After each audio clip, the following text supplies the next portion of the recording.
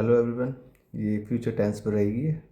इससे पहले present tense और पास्ट टेंस कंप्लीट हो गया है और इसी वीडियो में मैं फ्यूचर टेंस को भी कंप्लीट कर दूंगा। ऐसा नहीं कुछ उछल उछल के पढ़ाऊंगा या फिर कुछ छोड़ छोड़ के पढ़ाऊंगा, सारा कंप्लीट पढ़ाऊंगा ए टू जेड। स्टार्ट करते हैं फ्यूचर टेंस। फ्यूचर टेंस होता है क्या? सिंपल फ्यूचर टेंस वो होता है जो फ्यूचर में एक एक्शन को होने की जो संभावना है उसको दिखाए, ये एक श्योरिटी हो, कुछ चीज़ प्लान हो। देखो, मैं एक चीज़ बता दूं, जो जो संभावना दिखाते हैं उसको मे बोलती है। मे के लिए यूज़ होता है, फ्यूचर के लिए क्या क्या यूज़ होता है? मे, माइट, मे, कुड, वुड और हैज़ टू, हैव टू, ये ठीक है।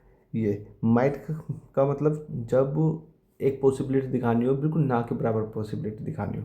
मे का मतलब क्या होता है कि मे का मतलब ये तकरीबन 50-50, मान लो 50-50 पॉसिबिलिटी दिखानी हो। इट मे रेन टूडे, आज बारिश हो सकती है। और माइट का मतलब इट मे रेन टूडे, मतलब मुश्किल से आज बारिश हो सकती है। और फिर गुड और वुड, वुड का मतलब उससे थोड़ा है, माइट से भी थोड़ा गुड आएगा और माइट से भी गुड सबसे कम आएगा। और बोलते हैं ना, इट कुड बी बॉम्ब, तो ये बॉम्ब हो सकता है। मतलब ये नहीं बोलता कि इसमें बॉम्ब है, श्योरिटी नहीं है, मतलब वो बताता है इट कुड बी बॉम्ब का मतलब है इसमें बॉम्ब, थोड़ा बहुत ये संभावना है कि इसमें बॉम्ब हो सकती है, इस बैग में बॉम्ब हो सकती है, डोंट टच इट। और हैज़ टू, जैसे I have to go there, मुझे वहाँ जाना है, मतलब अभी गया तो नहीं हूँ मैं वहाँ, लेकिन जाना है। हैव टू और हैज़ टू भी यही है। जैसे ही has to buy a new pen, उसे एक नया पेन खरीदना है, मतलब मजबूरी दिखाता है लेकिन करत नहीं। तो ये सारी चीज़ फ्यूचर के लिए होती है। लेकिन अगर जहाँ भी फ्यूचर का विल आ जाए, शैल और विल आए, तो वहाँ पे फ्यूचर की विल का काम होता है कि फिक्स कर देना कि ऐसा होएगा ही होएगा। इट विल रेन, मतलब बारिश आएगी ही आएगी। ये तो इंट्रो। बात करते हैं।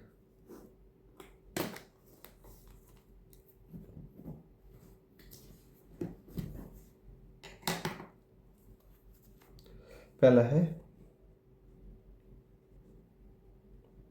Future indefinite tense.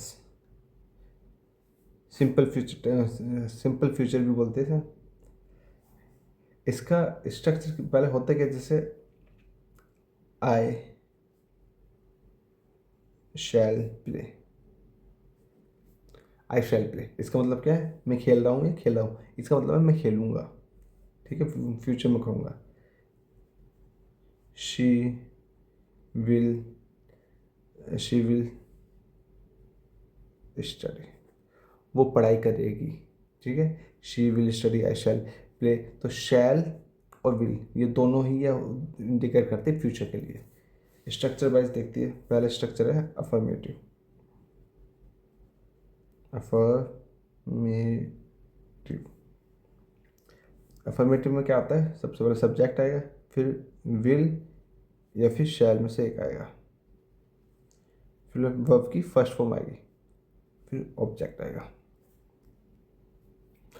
शैल अमूमन आई और वी के साथ आता है, फर्स्ट पर्सन के साथ, और बाकी के साथ विल, अदर्स। बस इतना फ़र्क है। शैल जो है आई और वी के साथ। और इसमें बताऊँ, शैल और विल में कौन सा शैल आएगा कौन सा विल आएगा, इसमें क्वेश्चन आते भी नहीं है। क्यों? क्योंकि स्पोकन में तो विल ही यूज़ करते हैं और विल ही हर जगह तकरीबन यूज़ होता है, तो इसमें तो क्वेश्चन आते नहीं हैं। लेकिन फिर भी एक जनरल स्टडी के लिए समझ लो। जैसे रवि अपना काम फिनिश करेगा, कंप्लीट करेगा, Ravi will finish the work. Ravi क्या है? सब्जेक्ट है, नाउन है। नाउन कौन सा है?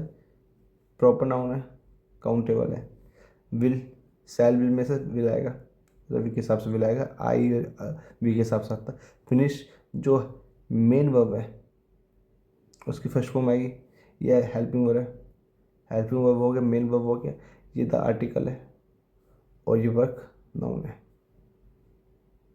तो Ravi will finish, Ravi finish करेगा द वर्क, काम को। या फिर he will, he will attend the class, और क्लास को अटेंड करेगा। अफर्मेटिव हो गया। दूसरे ले लेते हैं negative.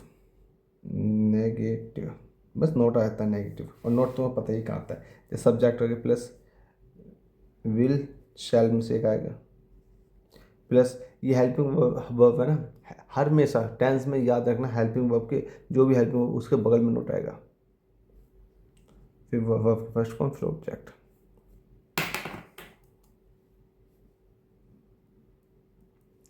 Ravi will not come here, Ravi यहाँ नहीं आएगा, ठीक है। Ravi will not come here, आगे नोट कम हेयर। नेक्स्ट देखते हैं इंटेरोगेटिव। इंटेरोगेटिव और दूसरा भी ले लेते हैं इंटेरोगेटिव नेगेटिव भी इसमें ले लेते हैं। Interrogative negative. इंटेरोगेटिव मतलब क्वेश्चन पूछने वाले को बोलते हैं, क्वेश्चन पूछने वाले का। जैसे क्वेश्चन पूछने वाला है तो हेल्पिंग वर्ब हमारी पहला आएगी, तो हेल्पिंग वर्ब विल या विल शैल, उसमें से एक आएगा विल शैल में से, फिर उसके बाद सब्जेक्ट, फिर उसके बाद आपका वर्ब की फर्स्ट फॉर्म, फिर उसके बाद ऑब्जेक्ट, फिर लास्ट में फुल स्टॉप। नोट लगाना तो सब्जेक्ट के बाद नोट लगाते हैं हमेशा, will shell plus subject plus note plus verb की फर्स्ट फॉर्म प्लस ऑब्जेक्ट और क्वेश्चन मार्क, बस इतना फर्क होता है। एग्जाम्पल के तौर पे क्या वो कम विल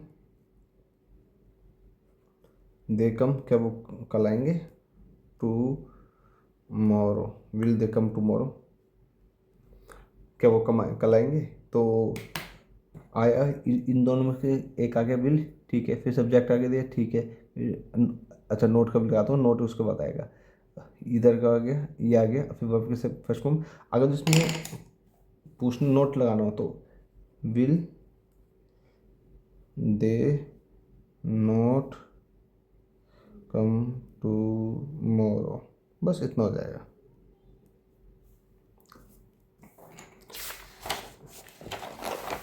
और डब्ल्यू एच फैमिली वाले पढ़ देख सकते हैं।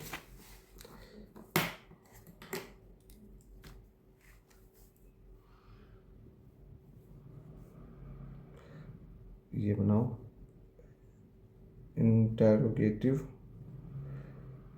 With W H family word. W H family word तुम पता ही होगा, मैं लिखा देता हूँ अगर जो ये why, what, when, how, where, बस ये वाला होता है हाउ। डब्ल्यू एच फैमिली में एच से होता है, डब्ल्यू नहीं होता इसमें, बाकी होते हैं होम और होम। होम ये होम हो गया, ये हो गया, ये वर्ड होते हैं डब्ल्यू एच फैमिली के वर्ड, ठीक है। सेंटेंस में आती है। अब इसका भी नेगेटिव एक पॉजिटिव होता है, एक नेगेटिव बना देते हैं, पॉजिटिव बना देते हैं। पहले इसका स्ट्रक्चर देख लो, structure structure positive structure positive, तो पहले डब्ल्यू एच वर्ड आएंगे, जो भी होगा डब्ल्यू एच वर्ड, उसके बाद जो पहला था उसके हिसाब से विल या शैल, सब्जेक्ट प्लस वर्ब की first form plus object full stop. Note वाले में बस यहाँ नोट आएगा, तो W H word plus will शैल ये रहेगा, plus subject plus note plus verb की फर्स्ट फॉर्म प्लस ऑब्जेक्ट। एक एक सेंटेंस ले लेते हैं इसका। वाई, वाई के बाद फिर डब्ल्यू एच, इसमें वाई शैल समझता हूँ, वाई शैल आई, अब मैं यहाँ लगाना पड़ेगा वाई शैल आई, आई और आई बड़ा ही आता है, छोटा आई नहीं आएगा, स्मॉल नहीं आएगा, कैपिटल ही आएगा। Why shall I buy new TV, ठीक है, मैं नया टीवी क्यों खरीदूंगा, why shall I buy a new TV. Negative भी बनाना हो तो वाई शैल आई नोट, बस यहाँ नोट लग जाएगा, बाकी सेम। ये बात ये स्ट्रक्चर बेस पर था बात, ठीक है। अब इनमें जो वर्ड, जो फ्यूचर वाले वर्ड कौन कौन से होते हैं आपको, जैसे हो गया आपका टुमारो, फ्यूचर फ्यूचर वर्ड है। नेक्स्ट ईयर फ्यूचर वर्ड है। Next month, next week. तो ये जो वर्ड आएंगे ना, ये फ्यूचर वाले हैं, तो उसमें सिंपल टेंस आपका लगेगा। बता दिया मैंने, जैसे I shall take my examination next year. Clear हो गई होगी ये बात।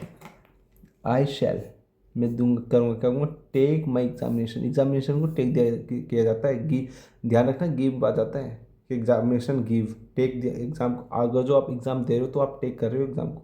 तो I shall take my examination next year, अगले साल में एग्ज़ाम दूंगा। या फिर ही विल बी 30 on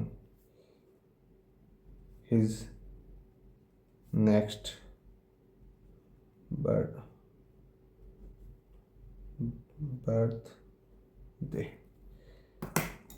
ठीक है। यहाँ बी आ गया, मेन वर्ब, हेल्पिंग वर्ब ही है। तो ही शैल बी 30, वो 30 को हो जाएगा ऑन हिज नेक्स्ट बर्थडे पर 30 को हो जाएगा, ठीक है।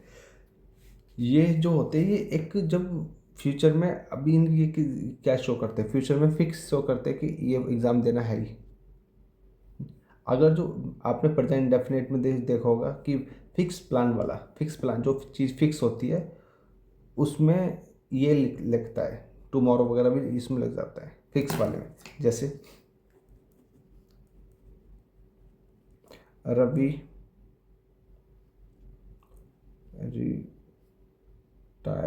Retires on 31 July. Ravi retire होगा ऑन 31 जुलाई, मतलब 31 जुलाई आएगी तो उस वो इतनी तारीख को रिटायर होगा। इसका मतलब ये फिक्स है ना, तो इसको ये भी सही है और ये भी सही होगा। रवि विल रिटायर, अब रिटायर आएगा, रिटायर से ऑन 31 जुलाई। दोनों क्लियर हो गए ना। विल, क्योंकि ये जो फिक्स प्लान होता है कि ये होएगा तो उस मोदी वगैरह की विजिट होती है ना, जैसे the PM visits visit Nepal tomorrow. ये शेड्यूल फिक्स होता है बड़े बड़े लेवल पे, तो मोदी की विजिट फिक्स है। तो इसलिए ये जो मोदी जो प्लान फ्यूचर के लिए एक्शन होता है ना, प्लान फ्यूचर के लिए एक्शन थी, ये एक्शन होएगा फ्यूचर में, तो उस चीज़ को भी प्रेजेंट इंडेफिनिट में लिखा जाता है। इसको आप ऐसे लिख सकते हो, the PM will visit Nepal tomorrow, ठीक है। इस टाइप से लिखा जा सकता है। और अब देखो, मैंने आपको बता दिया कि विल कहाँ आएगा और शैल कहाँ आएगा। एक दो कंडीशन और है, बहुत इंपॉर्टेंट है नहीं कि विल कहाँ आएगा, जहाँ आपको शैल कहाँ आएगा। अगर जो शैल आपको ही शी यू इट के साथ दिखे तो उसमें या तो वो प्रॉमिस है या थ्रेट है या डिटर्मिनेशन है। ये है, मैं करा देता हूँ। शैल अगर जो आपके ही शी यू इट दे के साथ दिखे तो याद है, उसमें प्रॉमिस है, प्रॉमिस वगैरह आएगा, ठीक है। जैसे ही शैल हेल्प ही शैल हेल्प मी, ठीक है। इसमें ये क्या दिख रहा है, ही शैल हेल्प मी, वो मेरी मदद करेगा। अगर जो प्रॉमिस टाइप है ना, ही वो मेरी मदद करेगा, तो ये प्रॉमिस है। प्रॉमिस तो प्रॉमिस के हिसाब से ही आ जाएगा, ये इंपॉर्टेंट नहीं है ज़्यादा, बहुत ज़्यादा इंपॉर्टेंट। ये थ्रेट पर देख लो, थ्रेट पे आई को ले लो, आई के साथ will lay low. I will inform your your father about your failure. ठीक है, इसमें क्या थ्रेट है, धमकी है, तो थ्रेट की वजह से आई के साथ विल आ जाएगा। आई विल वर्ब की फर्स्ट फॉर्म, और बाकी आपको पता ही है ये है। तो इतने बहुत है इसमें। नेक्स्ट चलते हैं। नेक्स्ट है फ्यूचर कॉन्टिन्यूअस टेंस, कर चुका होगा वगैरह तो वाला फ्यूचर कॉन्टिन्यूअस टेंस। अब ये कौन से टेंस होते हैं? Future continuous tense. रहा, रही है, रहे थे, रहे होंगे, इस टाइप के जो रहे होंगे वगैरह, रही होगी, तो इसको बोलते हैं फ्यूचर कंटिन्यूस टेंस। पहचान इसमें स्पोकन नहीं चल रही, इसलिए मैं पहचान वगैरह के लिए बेकार है बताना। इंग्लिश टू इंग्लिश पढ़ते हैं। मीनिंग क्या है इसका? फ्यूचर कंटिन्यूस टेंस कहाँ यूज़ होता है? वो यहाँ यूज़ होता है जब फ्यूचर में कोई कार्य कुछ टाइम के लिए कंटिन्यूएशन में होता है, कुछ टाइम के लिए जारी रहता है, तो उसी को बोलते हैं। तो इस शॉर्टकट में लिखना चाहो तो लिख लो that will continue in future। और यहाँ एक्शन की बात हो रही है, an action that will continue in future. ठीक है, तो फ्यूचर में कंटिन्यू रहेगा, उसके लिए होता है। डायरेक्ट स्ट्रक्चर की बात करते हैं। स्ट्रक्चर क्या रहेगा इसका? पहले सब्जेक्ट आएगा, ठीक है, विल शैल ये रहेगा, सब्जेक्ट रहेगा, विल शैल रहेगा। फिर उसके बाद ध्यान रखना बी आएगा, बी इसमें कंपलसरी है, बी आएगा। और क्योंकि कंटिन्यूस टेंस है तो वर्ब की फर्स्ट फॉर्म के साथ आईएनजी और ऑब्जेक्ट। जैसे ही will be playing, he will be playing cricket in the evening। इसमें अब ये नहीं अब वो खेल रहा होगा वाले फीलिंग आएगी ना, तो ही will B playing cricket in the evening, वो इवनिंग में खेल रहा होगा वाली फीलिंग आएगी ना, तो ये चीज़ है। एक और लेते हैं, दे विल बी, ये तो आएगा दे विल बी। अब आईएनजी फॉर्म वाले लो, जैसे writing, they will be writing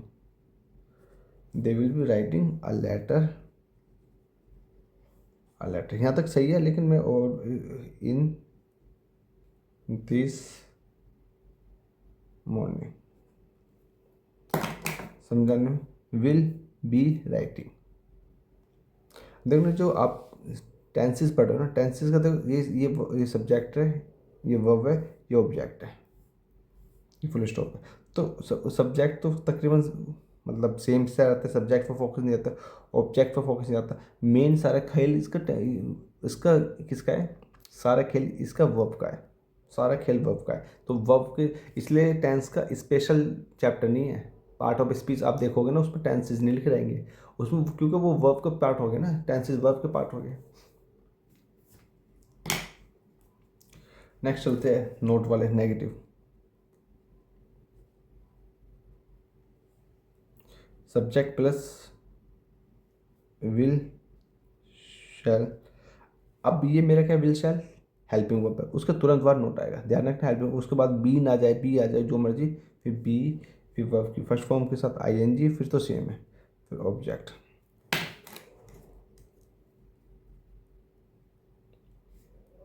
Reena will not be singing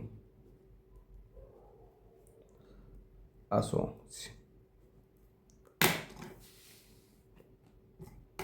तो रीना आ गया, Reena will not be singing a song. Clear हो गया यहाँ तक? एक और ले लो, आई शैल नॉट। क्लियर हो गया, आई शैल नॉट यहाँ तक है। अब बी लगा दो, बी यहाँ तक क्लियर। अब वर्ब की फर्स्ट फॉर्म के साथ आईएनजी दो, जैसे क्रिकेट, ओ सॉरी प्लेइंग, अब क्रिकेट लिख लिया तो कुछ हो ले लो, चेस। यहाँ तक की बात क्लियर होगी, I shall not be playing cricket chess. Next चलते हैं।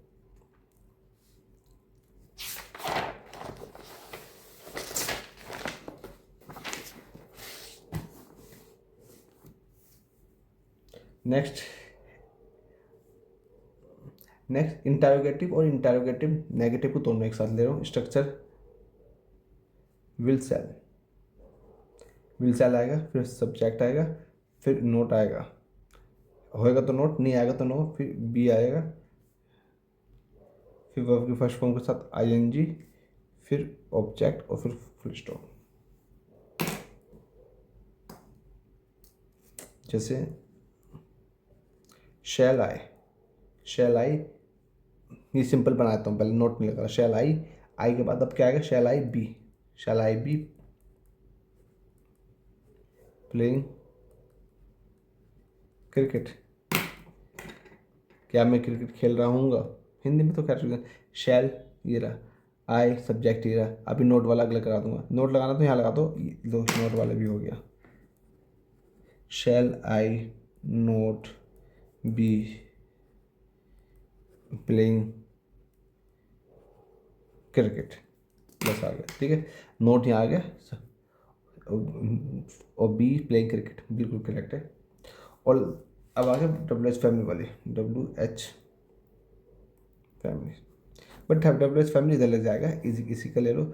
वाई अब सेम है, shall I be playing cricket. और नोट लगाना तो नोट ले लो, why shall I not be playing cricket, बस इतना। ये था कंटिन्यूस का, फ्यूचर कंटिन्यूस का। बस इसमें ये लिखना जो प्रेजेंट कंटिन्यूस में वो, जैसे I am going to write a book, है ना, बस ये लास्ट था। I am going to write a book, मैं एक बुक लिखने जा रहा हूँ, अभी लिख तो नहीं रहा, ऐसा तो नहीं, मैं एक बुक लिख रहा हूँ। आज जो लिख रहा हूँ तो ये हो जाता, I am writing a book. इसका मतलब मैं एक बुक लिख रहा हूँ, इसका मतलब मैं एक बुक लिखने जा रहा हूँ, मतलब ये फ्यूचर में करेगा काम। तो फ्यूचर में जो फिक्स एक्शन है उसको प्रेजेंट इंडेफिनेट में दिखाया जा सकता है, वो पीछे बताया तभी, और कंटिन्यूस में दिखाया जा सकता है इस तरीके से। तो ये गलत नहीं होगा, कभी आप गलत कर दो। Next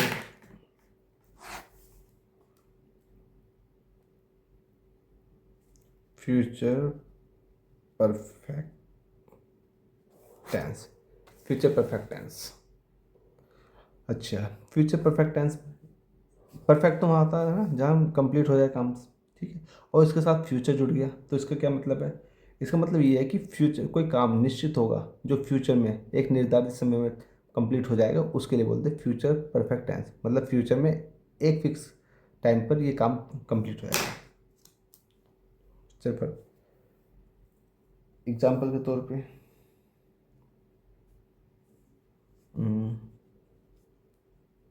he will have finished his work, लिखो हिज वर्क, ठीक है, बिफोर मंडे, लिख लो मंडे, इतना टाइम नहीं भी, ठीक है। मंडे तक वो काम कर चुका होगा, चुके होंगे। He will have finished his work before Monday. Structure पर बात करते हैं, एक एग्जांपल था, स्ट्रक्चर पर बात करते हैं। अफर्मेटिव सिंपल वाला, सब्जेक्ट आएगा पहले, सब्जेक्ट के बाद आपका विल और शैल, ये सारे में आएंगे, फ्यूचर के सारे उसमें आएंगे, ठीक है। फिर उसके बाद बी वगैरह नहीं आएगा, उसके बाद आएगा have, subject plus will shell plus have plus verb की थर्ड फॉर्म प्लस ऑब्जेक्ट। याद रखना ये है भी आएगा, यहाँ पे हैज़ नहीं आएगा। अगर जो ही शी हो तब भी देखो यहाँ ही है, ही के बाद भी ही है ना, ही के बाद भी यहाँ पे है भी आएगा, क्योंकि ही इस ये चेंज हो गया, ये फिक्स है अपना। वहाँ पे हैव लगा कर दे देंगे और पूछेंगे गलती बताओ, ठीक है। और हैव के बाद भी थर्ड फॉर्म और फिर तो ऑब्जेक्ट। अफर्मेटिव के सेंटेंस,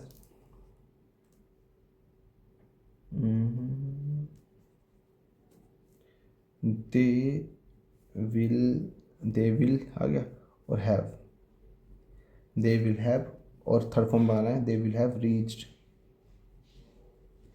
रीच्ड हियर, यहाँ, बाय दी 6 AM, मतलब 6 बजे से पहले पहले, बाय आ गया ना, बाय का मतलब 6 बजे से पहले पहले वो यहाँ पहुँच चुके होंगे, मतलब फ्यूचर में एक कंप्लीट एक्शन के बारे में बता रहा है, उसको बता रहा है। दे विल, ठीक है, ये है फिक्स है, they will have reached verb की थर्ड फॉर्म, हियर वाक्य तो है।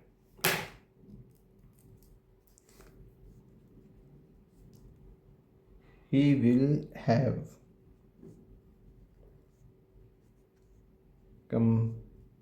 completed the project by the next year, ठीक है, नेक्स्ट ईयर तक वो कंप्लीट कर लेगा, will have completed.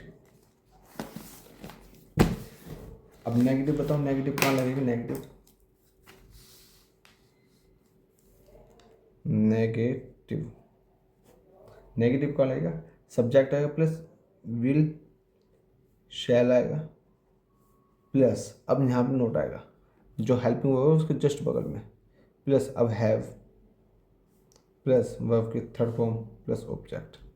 Third form तो आती है परफेक्ट में, हर परफेक्ट में थर्ड फॉर्म आएगी, जब प्रेजेंट परफेक्ट हो, पास्ट परफेक्ट हो, फ्यूचर परफेक्ट हो, सेम काम तो सेम ही करते क्या रहे।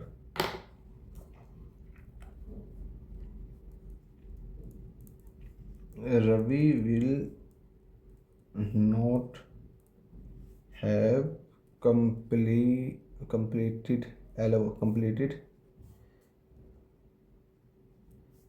that work by tomorrow।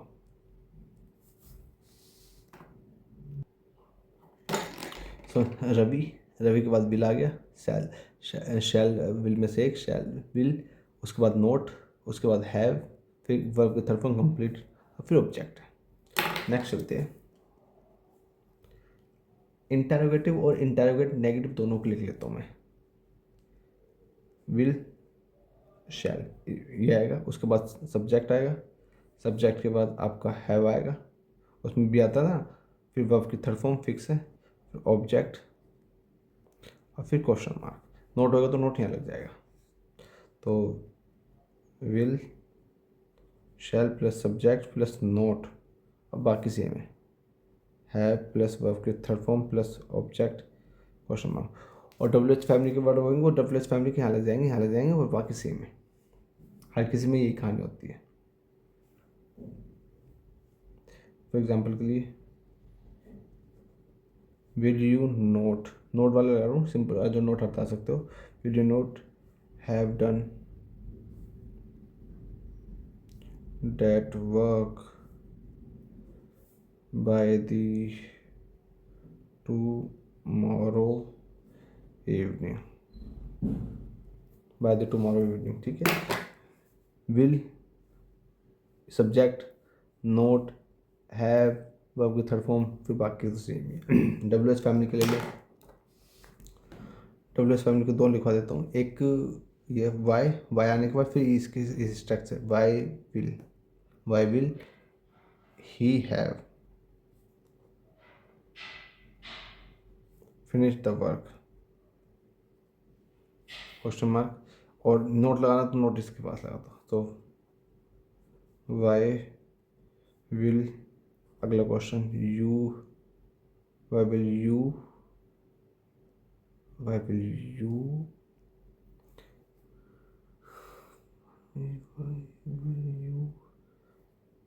Have not finished. वैसे इसमें थोड़ा सा फ़र्क ये है, हैव के साथ नोट आएगा, द वर्क, हैव के बाद नोट आएगा बाकी के। और बाकी तो आपने ये देखा होगा, जो आप कंडीशनल सेंटेंस में he will have left, conditional sentence, चलो कंडीशनल सेंटेंस उसमें कंडीशनल में बता दूंगा, ये बहुत है लंबी होता है ये वीडियो। बस इस सेंटेंस में एक वही क्वेश्चन आता है, वो ये कि यहाँ पर बस हैज़ कर देगा, Ravi will not has completed, और पूछेगा कारण बता दो, गलती बता दो, तो गलती यही है, हैव फिक्स होएगा और बाकी इसमें कुछ आने वाली बात नहीं है। इसके बाद लास्ट बचा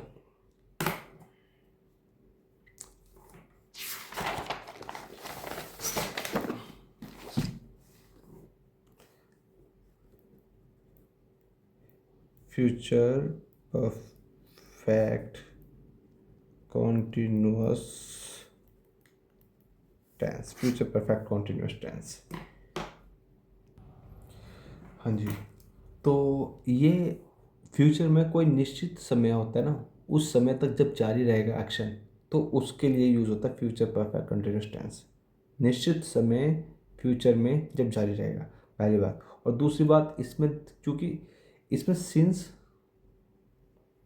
फॉर नहीं, इसमें फ्रॉम फॉर आएगा। सिंस क्यों नहीं आएगा? सिंस का मतलब होता है जो पीछे से चला हुआ आता है अब यहाँ तक, तो पीछे से तो बात है ही नहीं यहाँ पे, या तो प्रेजेंट की बात है, तो सिंस तो आएगा नहीं यहाँ पे, फॉर आएगा। बस ये दो चीज़ बात याद रखनी। एग्जाम्पल के तौर पे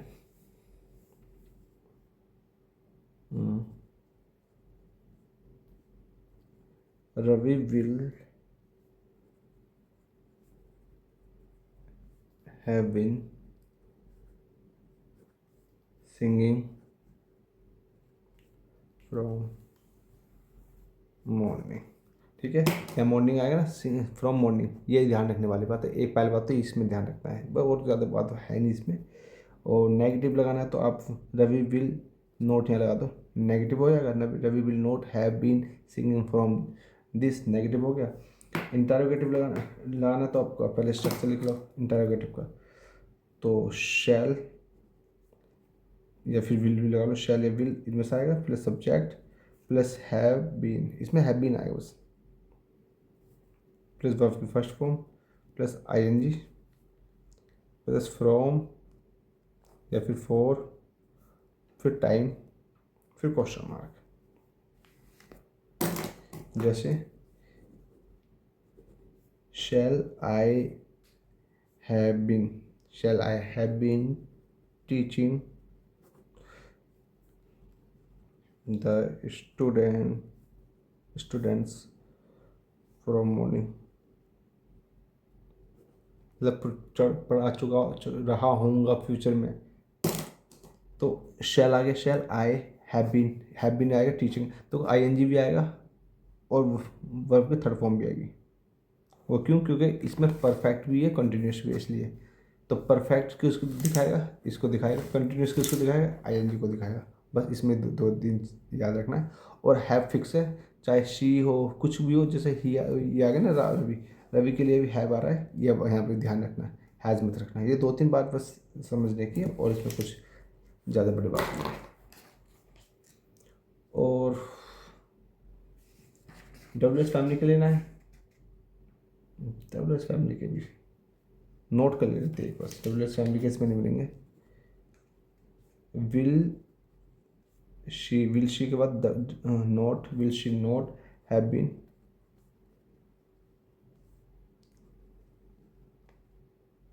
learning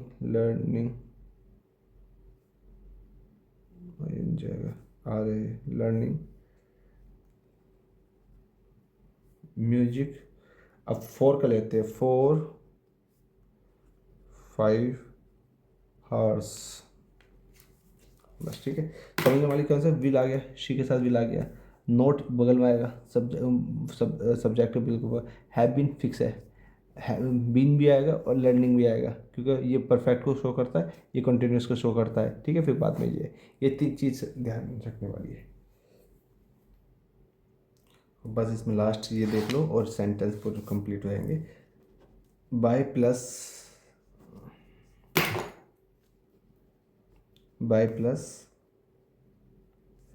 time expressing word, by के साथ टाइम एक्सप्रेसिंग वर्ड आ जाएगा, तो उसके लिए भी future perfect continuous tense use होता है। जैसे बाय द एंड, किसका एंड आ गया ना, टाइम एक्सप्रेसिंग वर्ड, किसका end? By the time, by the end, किसका एंड? ऑफ दिस मंथ, ये जो महीने चला इसके एंड तक क्या करूँगा, आई शैल हैव बीन, अब वर्ब के फर्स्ट फॉर्म के साथ आईएनजी लाओ, teaching, I shall has been teaching here for 5 years। ठीक है, इतना बड़ा सेंटेंस कंप्लीट हो गया भाई। इतना बड़ा sentence, by the end of this month I shall have been teaching, shall भी आएगा, हैव भी आएगा, शैल हैव, बीन भी आएगा, आईएनजी फॉर्म भी आएगा, और फिर बाकी तो ये, और फिर यहाँ पे फोर आएगा, लेकिन सिंस नहीं आएगा। सिंस बोलता हूँ ना, सिंस जो पास्ट से खींचता हुआ आ रहा है और फ्यूचर तक आया और प्रेजेंट तक आया, लेकिन बात तो इसमें फ्यूचर की कर रहे हैं, इसलिए सिंस नहीं आएगा। सिंस से यहाँ पे क्वेश्चन आ जाएगा, बस उसको ध्यान रखना, और इतने इंपॉर्टेंट कुछ है नहीं। बस भाई, thank you for watching this video. यहाँ टेंस होगी कंप्लीट। मिलते हैं नेक्स्ट वीडियो में किसी और टॉपिक के साथ। बाय।